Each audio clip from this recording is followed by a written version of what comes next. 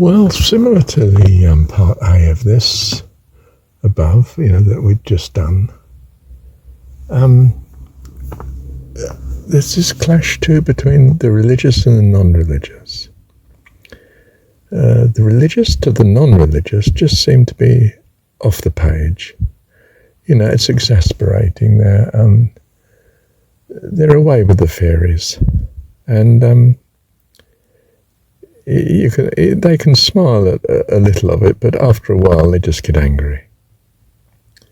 It's those that have ears to hear, let them hear. And there's no point in ramming it down the throat of the others. You can be known to be some sort of believer, and what they will suppose they know will probably be quite wide of the mark. They'll think you're, for instance, in my case, they assume, well, he seems to be Christian, but from a Christian point of view, you would say, oh, he's a very suspect Christian. I mean, goodness gracious, he's not worshipping Jesus, and he's not this, that, and the other, So again, there's such a mismatch between, say, me and the traditionally religious follower that, I think they just feel my view is quite dangerous and destructive. They're not going to be appreciative of it or blessed by it. So there's no point in keep pushing it to them. Now you could say, well, if there's no contact between the groups, then these differences are never overcome.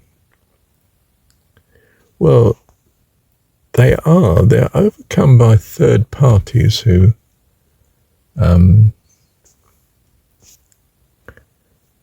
look at it from the outside. For instance, a very secular person would look at, hang on, I've got something else happening. Well, put it this way, some of the greatest theologians are definitely secular. They're philosophers really analysing religion. And so they can look at different religions, for instance, and see similarities between them and differences in what they are, and progress starts to be made.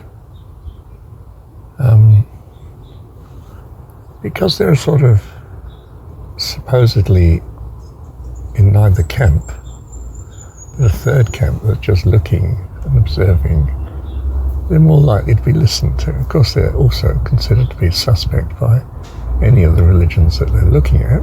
They're obviously not a convert, you know what I mean? Yes. So,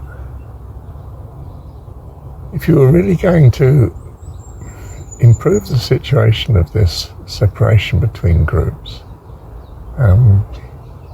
you have to be a sort of third group that specialises in such, that's accepted as a third analytical group in some way,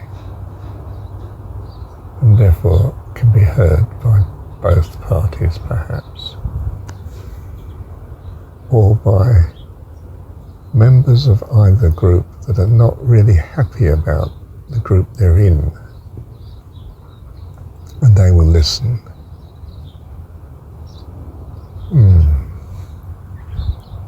Well, it crosses my mind that I'm more effective, you see, when I'm comparing religious belief with non-religious belief, secular and religion, because I'm a third party that seems to be sort of on the fence.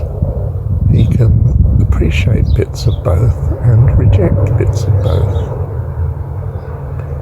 This sort of semi-makes him worth listening to.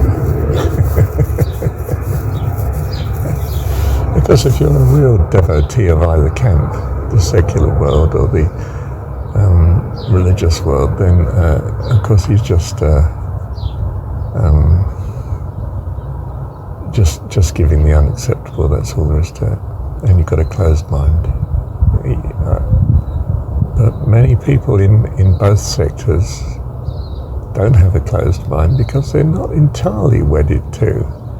They're going along with being a member of such, but not